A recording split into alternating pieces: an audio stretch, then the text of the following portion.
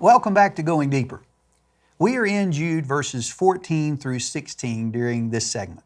Now, last time we investigated a quotation by Jude of a prophecy attributed to an Old Testament character by the name of Enoch. Enoch, the seventh man from Adam.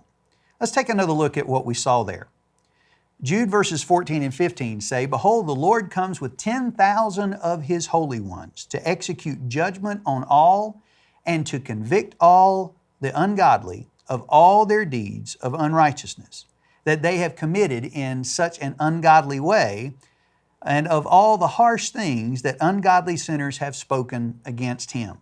Now, we said that when you put all that together and you focus in on what this is really saying about the false teachers that Jude is writing about, that we reworked our summary sentence so that it looked like this. We concluded that this prophecy was meant to communicate that just like the Old Testament examples of Sodom and Gomorrah, of Korah, and the unbelieving, faithless generation in the book of Exodus, that these false teachers would also be judged, that God will judge unrepentant false teachers. Now, going back to the verses, let's look a bit more carefully at the prophecy that's given to us here. It tells us some things about the coming judgment on these false teachers. It says that the Lord comes with 10,000 of His holy ones.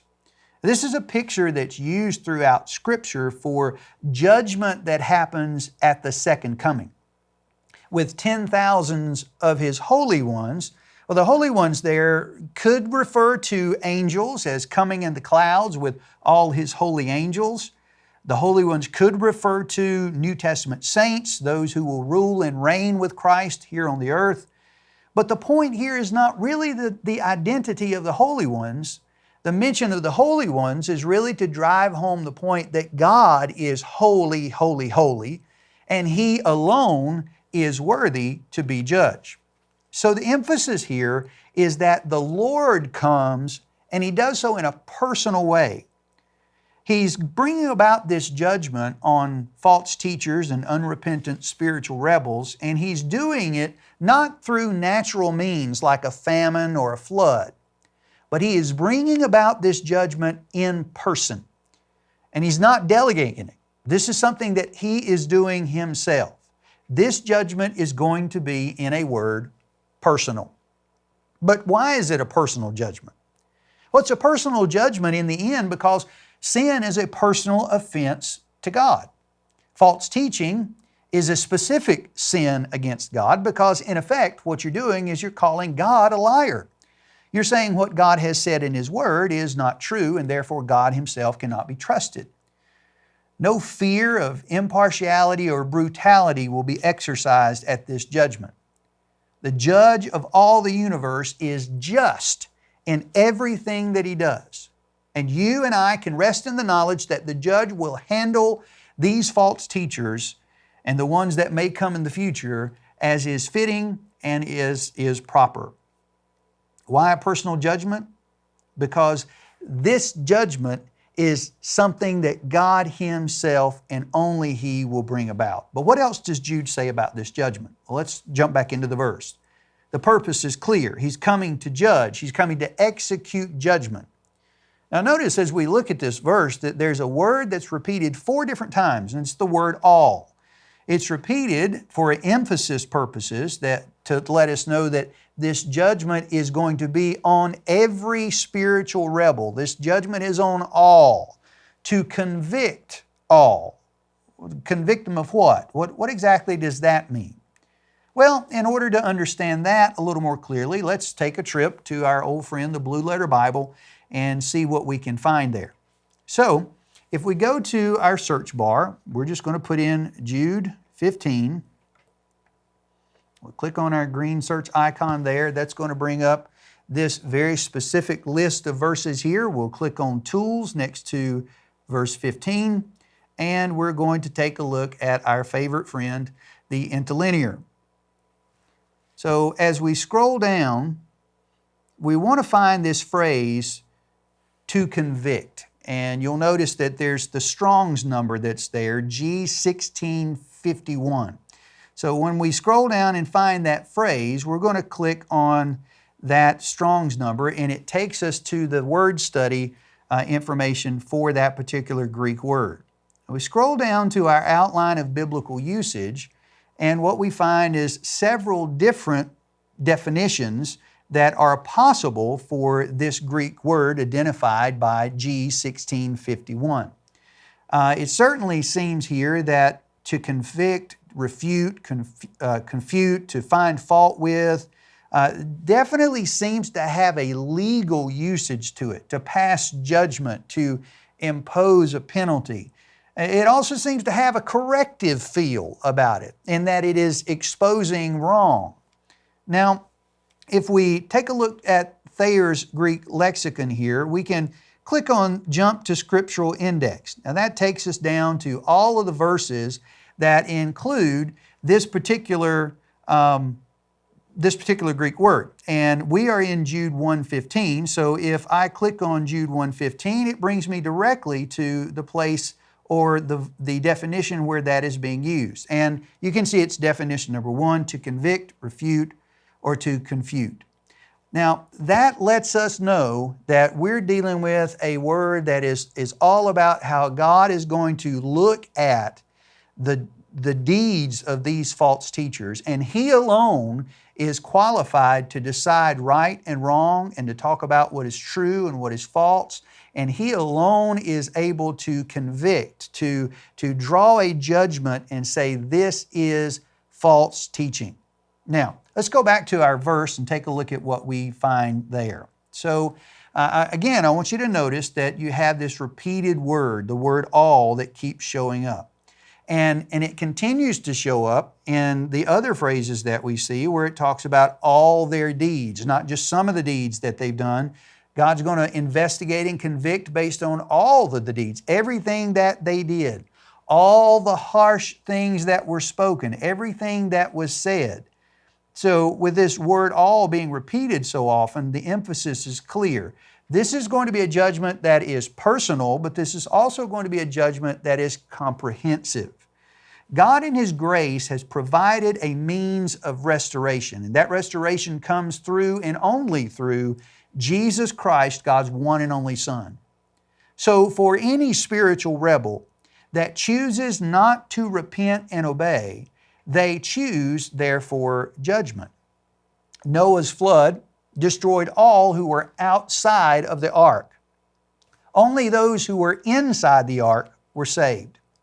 All of Sodom and Gomorrah were destroyed, except for Lot's family that escaped through obedience to God's command, except, of course, for Lot's wife, who turned back to look and turned into a pillar of salt. The last judgment will encompass not just the Old Testament examples that Jude has mentioned, but all of the ungodly. Their chance to be pardoned through Jesus Christ will pass them by someday, just like the door to Noah's ark was closed by God Himself. When we refuse God's grace, we by default embrace God's wrath. So we need to rest in the knowledge, as those that are faithful to God's truth, that God will not bypass any who prolong themselves in unrepentance. This judgment is a personal judgment. This judgment is a comprehensive judgment, but that's not all that Jude says about this coming judgment. Let's take a look at verse 16. Verse 16 says, "These are grumblers, malcontents, following their own sinful desires. They are loudmouth boasters, showing favoritism to gain advantage." The Lord is keeping a record of the evidence against them. Notice that He says that in verse 15, He's keeping a record of all the things that they say. And that's really what's highlighted here. He's keeping a record of the things that they say, and that when they grumble or when they are mouthing their malcontent, these discontented complainers, God's taking note. He's also taking note of the loudmouth boasters. He's keeping a record of everything that they say. Verse 15 also said that He's keeping a record of everything that they do. And here in verse 16, They are following their own sinful desires. This seems to be a reference to the sexual immorality that was mentioned in verses 4, 7, and 8, showing favoritism to gain advantage, saying whatever flatters for political gain. The Lord's keeping records, and He's keeping records of everything. So that tells us that this judgment is not just personal, it's not just comprehensive, but that this coming judgment is an indisputable judgment. There's not evidence that is to be found that God doesn't already have. And there's no evidence that these false teachers haven't already provided themselves. The evidence, therefore, is indisputable. And so is God's universal authority to judge. So, in our court system, we have this constant series of appeals. If you have one court case, and you can appeal to the next, and you can appeal to the next higher court and the next higher court, all the way on up to the Supreme Court, the highest court in the land, as we call it. But even the Supreme Court is not really the Supreme Court, not universally speaking. The Supreme Court is God's court. He is the highest authority in the universe. There will be no overturning His judgment. There are no further appeals. His character is completely just. Nothing is going to be mishandled. There can be no mishandling that would cause or give rise for any type of mistrial.